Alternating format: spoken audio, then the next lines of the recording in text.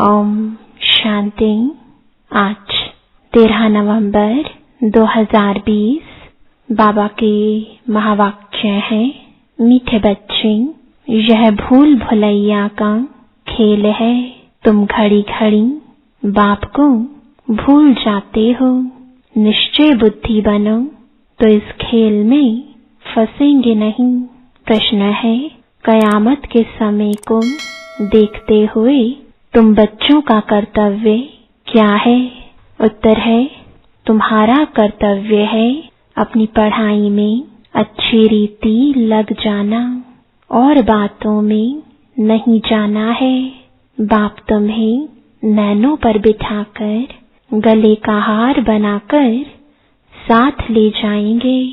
बाकी तो सबको अपना अपना हिसाब किताब चुकतो करके जाना ही है। बाप आए हैं सबको अपने साथ घर ले जाने। ओम शांति।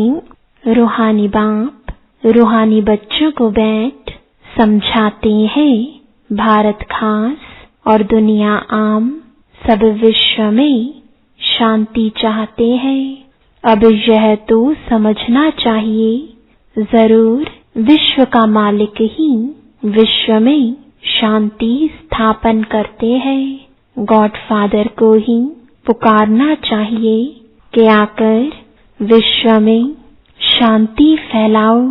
किसको पुकारे वह भी बेचारों को पता नहीं है। सारे विश्व की बात है ना, सारे विश्व में शांति चाहते हैं। अब शांति का धाम तो अलग है, जहाँ बाप और आप आत्माएं रहती हो। यह भी बेहद का बाप ही समझाते हैं। अब इस दुनिया में तो ढेर के ढेर मनुष्य हैं, अनेक धर्म हैं। कहते हैं एक धर्म हो जाए तो शांति हो। सब धर्म मिलकर एक तो हो नहीं सकते। त्रिमूर्ति की महिमा भी है। त्रिमूर्ति के चित्र बहुत रखते हैं। यह भी जानते हैं ब्रह्मा द्वारा स्थापना किसकी? सिर्फ शांति की थोड़े ही होगी। शांति और सुख की स्थापना होती है इस भारत में ही 5000 वर्ष पहले। जब इनका राज्य था तो जरूर बाकी सब जीवात्माएं जीव को छोड़ अपने घर गई होंगी। अब चाहते हैं एक धर्म, एक राज्य, एक भाषा। अब तुम बच्चे जानते हो बाप शांति, सुख, संपत्ति की स्थापना कर रहे हैं। एक राज्य भी जरूर यहाँ ही होगा ना। एक राज्य की स्थापना हो रही है। यह कोई नई बात नहीं। अनेक बार एक राज्य स्थापन हुआ है। फिर अनेक धर्मों की वृद्धि होते होते झाड़ बड़ा हो जाता है। फिर बाप को आना पड़ता है। आत्मा ही सुनती है, पढ़ती है। आत्मा में ही संस्कार है। हम आत्मा भिन्न भिन्न शरीर धारण करती हैं। बच्चों को इस निश्चय बुद्धि होने में भी बड़ी मेहनत लगती है। कहते हैं बाबा घड़ी घड़ी भूल जाते हैं। बाप समझाते हैं यह खेल भूल भुलैया का है। इसमें तुम जैसे फंस गए हो। पता नहीं है हम अपने घर अथवा राजधानी में कैसे जाएंगे। अब बाप ने समझाया है, आगे कुछ नहीं जानते थे। आत्मा कितनी पत्थर बुद्धि बन जाती है। पत्थर बुद्धि और पारस बुद्धि का भारत में ही गायन है। पत्थर बुद्धि राजाएं और पारस बुद्धि राजाएं यहाँ ही है। पारसनाथ का मंदिर भी है। अभी तुम जानते हो हम आत्माएं कहाँ से आई है पाट बजाने। आगे तुम कुछ भी नहीं जानते थे। इनको कहते हैं कांटों का जंगल। यह सारी दुनिया कांटों का जंगल है। फूलों के बगीचे को आग लगी ऐसा कभी सुना नहीं होगा। हमेशा जंगल को आग लगती है। यह भी जंगल है, इनको आग लगनी है जरूर। भंभोर को आग लगनी है। इस सारी दुनिया को ही भंभोर कहा जाता है। अभी तुम बच्चों ने बाप को जान लिया है। सम्मुख बैठे हो, जो गाते थे तुम्ही से बैठो, वह सब कुछ हो रहा है। भगवानुवाच तो जरूर पढ़ेंगे ना। भगवानुवाच बच्चों प्रति ही होगा ना। तुम जानते हो भगवान पढ़ाते हैं। भगवान कौन है? निराकार शिव को ही कहेंगे। भगवान शिव की पूजा भी यहाँ होती है। सतयुग में पूजा आदि नहीं होती, याद भी नहीं करते। भक्तों को सतयुग की राजधानी का फल मिलता है। तुम समझते हो हमने सबसे जास्ती भक्ति की है, इसलिए हम ही पहले पहले बाप के पास आए हैं, फिर हम ही राजधानी में आएंगे। तो बच्चों को पूरा पुरुषार्थ करना चाहिए नई दुनिया में ऊंच पद पाने। बच्चों की दिल होती है अब हम जल्दी नए घर में जाएं। शुरू में ही नया घर होगा, फिर पुराना होता जाएगा। घर में बच्चों की वृद्धि होती जाएगी। पुत्र पोत्रे परपोत्रे वह तो पुराने घर में आएंगे ना। कहेंगे हमारे दादा परदादा का यह मकान है। पीछे आने वाले भी बहुत होते हैं ना। जितना जोर से पुरुषार्थ करेंगे तो पहले नए घर में आएंगे। पुरुषार्थ की युक्ति बाप बहुत सहज समझाते हैं। भक्ति में भी पुरुषार्थ करते हैं ना। बहुत भक्ति करने वालों का नाम बाला होता है। कई भक्तों की स्टैंप भी निकालते हैं। ज्ञान की माला का तो कोई को पता नहीं है। पहले है ज्ञान, पीछे है भक्ति। यह तुम बच्चों की बुद्धि में है। आधा समय है ज्ञान, सतयुग त्रेता। अभी तुम बच्चे नॉलेजफुल बनते जाते हो। टीचर सदैव फुल नॉलेज वाले होते हैं ना। स्टूडेंट में नंबरवार मार्क्स उठाते हैं। यह है बेहद का टीचर। तुम हो बेहद के स्टूडेंट। स्टूडेंट तो नंबरवार ही पास होंगे, जैसे कल्प पहले हुए हैं। बाप समझाते हैं तुमने ही 84 जन्म लिए हैं। 84 जन्मों में 84 टीचर होते हैं। पुनर्जन्म तो जरूर लेना ही है।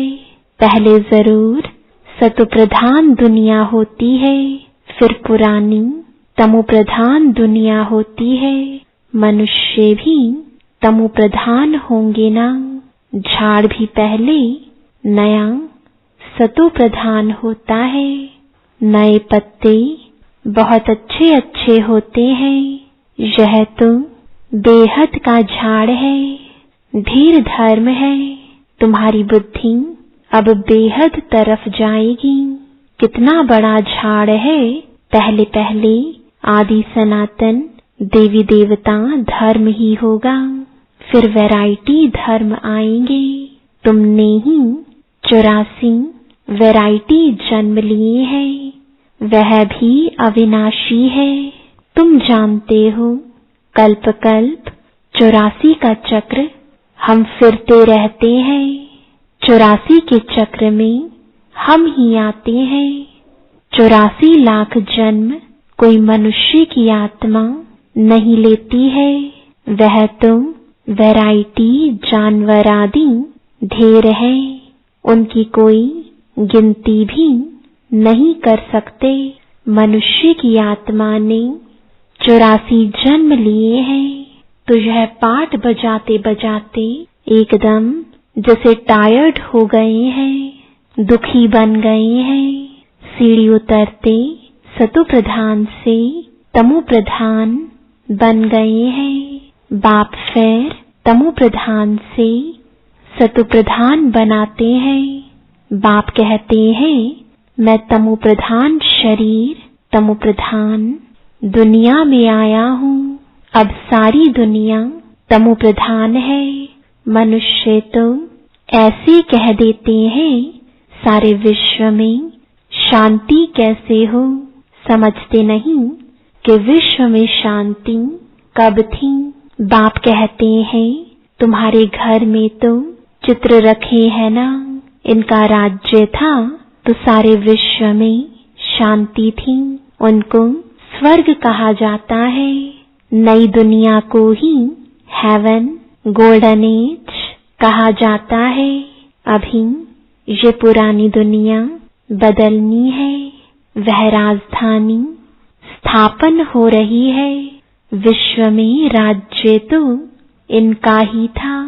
लक्ष्मी नारायण के मंदिर में बहुत मनुष्य जाते हैं। यह थोड़े ही किसकी बुद्धि में है कि यही भारत के मालिक थे। इनके राज्य में जरूर सुख शांति थी। 5000 वर्ष की बात है जब इनका राज्य था। आधा कल्प के बाद पुरानी दुनिया कहा जाता है। इसलिए धंधे वाले स्वास्तिका रखते हैं चोपड़े में। उनका भी अर्थ है ना, वह तो गणेश कह देते हैं। गणेश को फिर विघ्न विनाशक देवता समझते हैं। स्वास्तिका में पूरे 4 भाग होते हैं। यह सब है भक्ति मार्ग। अभी दीपावली मनाते हैं। वास्तव में सच्ची सच्ची दिवाली याद की यात्रा ही है, जिससे आत्मा की ज्योति 21 जन्मों के लिए जग जाती है। बहुत कमाई होती है। तुम बच्चों को बहुत खुशी होनी चाहिए। अभी तुम्हारा नया खाता शुरू होता है। नई दुनिया के लिए 21 जन्मों के लिए खाता अभी जमा करना है। अब बाप बच्चों को समझाते हैं, अपने को आत्मा समझ सुन रहे हो। आत्मा समझ सुनेंगे तो खुशी भी रहेगी। बाप हमको पढ़ाते हैं। भगवानुवाच भी है ना, भगवान तो एक ही होता है। जरूर वह आकर शरीर लेता होगा, तब भगवानुवाच कहा जाता है। यह भी किसको पता नहीं है। तब नेति नेति करते आए हैं। कहते भी हैं वह परम पिता परमात्मा है, फिर कह देते हम नहीं जानते। कहते भी हैं शिव बाबा, ब्रह्मा को भी बाबा कहते हैं।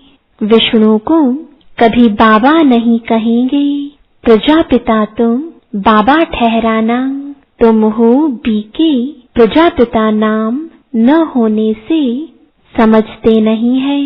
इतने ढेर बीके हैं तो जरूर प्रजापिता ही होगा।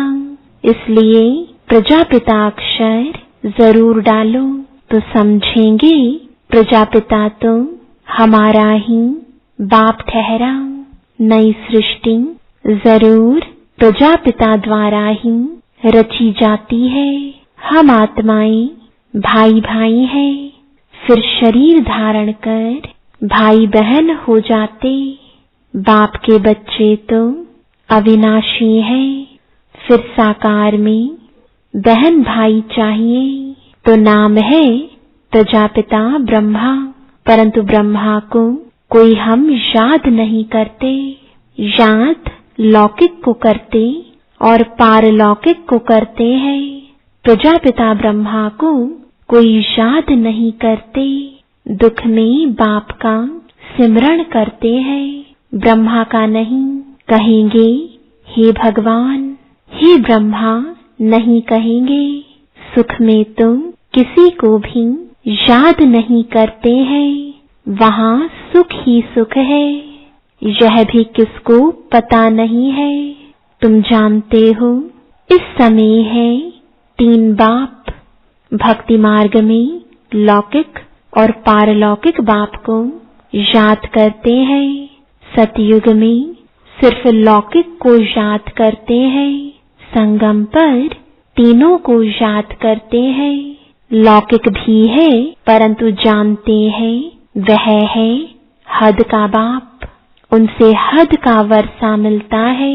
अभी हमको बेहद का बाप मिला है, जिससे बेहद का वर्षा मिलता है। यह समझ की बात है। अब बेहद का बाप आए हैं ब्रह्मा के तन में हम बच्चों को बेहद का सुख देने। उनका बनने से हम बेहद का वर्षा पाते हैं।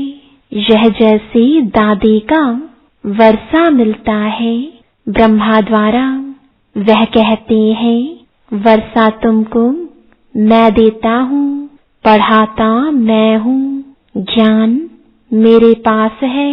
बाकी न मनुष्यों में ज्ञान है न देवताओं में, ज्ञान है मेरे में जो मैं तुम बच्चों को देता हूँ। यह है रूहानी ज्ञान। तुम जानते हो रूहानी बाप द्वारा हमको यह पद मिलता है। ऐसे ऐसे विचार सागर मंथन करना चाहिए। गायन है मन के जीते जीत, मन के हारे हार। वास्तव में कहना चाहिए माया पर जीत, क्योंकि मन को तो जीता नहीं जाता। मनुष्य कहते हैं मन की शांति कैसे हो। बाप कहते हैं आत्मा कैसे कहेगी कि मन की शांति चाहिए। आत्मा तो है ही शांति धाम में रहने वाली। आत्मा जब शरीर में आती है तब कार्य करने लग पड़ती है। बाप कहते हैं तुम अब स्वधर्म में टिको, अपने को आत्मा समझो। आत्मा का स्वधर्म है शांत, बाकी शांति कहाँ से ढूंढेंगी। इस पर रानी का एक दृष्टांत है हार का। सन्यासी दृष्टांत देते हैं और फिर खुद जंगल में जाकर शांति ढूंढते हैं। बाप कहते हैं कि तुम आत्मा का धर्म ही शांति है। शांति धाम तुम्हारा घर है, जहाँ से पाट बजाने तुम आते हो। शरीर से फिर कर्म करना पड़ता है। शरीर से अलग होने से सन्नाटा हो जाता है। आत्मा ने जाकर दूसरा शरीर लिया, फिर चिंता क्यों करनी चाहिए। वापस थोड़े ही आएगी, परंतु मोह सताता है। वहाँ तुमको मोह नहीं सताएगा। वहाँ 5 विकार होते नहीं। रावण राज्य ही नहीं, वह है राम राज्य। हमेशा रावण राज्य हो तो फिर मनुष्य थक जाए, कभी सुख देख ना सके। अभी तुम आस्तिक बने हो और त्रिकालदर्शी भी बने हो। मनुष्य बाप को नहीं जानते, इसलिए नास्तिक कहा जाता है। अभी तुम बच्चे जानते हो यह शास्त्र आदि जो पास्ट हो चुके हैं, यह सब है भक्ति मार्ग। अभी तुम हो ज्ञान मार्ग में। बाप तुम बच्चों को कितना प्यार से नैनों पर बिठाकर ले जाते हैं। गले का हार बनाए सबको ले जाता हूँ। पुकारते भी सब है। जो काम चिता पर बैठ काले हो गए हैं, उनको ज्ञान चिता पर बिठाए हिसाब किताब चुकतू कराए वापस ले जाते हैं। अब तुम्हारा काम है पढ़ने से और बातों में क्यों जाना चाहिए, कैसे मरेंगे, क्या होगा, इन बातों में हम क्यों जाएं। यह तो कयामत का समय है। सब हिसाब किताब चुकतू कर वापस चले जाएंगे। यह बेहद के ड्रामा का राज तुम बच्चों की बुद्धि में है और कोई नहीं जानते। बच्चे जानते हैं हम बाबा के पास कल्प कल्प आते हैं बेहद का वर्षा लेने। हम जीव की आत्माएं हैं। बाबा ने भी देह में आकर प्रवेश किया है। बाप कहते हैं मैं साधारण तन में आता हूँ। इनको भी बैठ समझाता हूँ कि तुम अपने जन्मों को नहीं जानते हो और कोई ऐसे कह ना सके कि बच्चों देही अभिमानी बनो, बाप को याद करो। अच्छा, मीठे मीठे सिकिलदे बच्चों प्रति माता पिता बाप दादा का याद प्यार और गुड मॉर्निंग।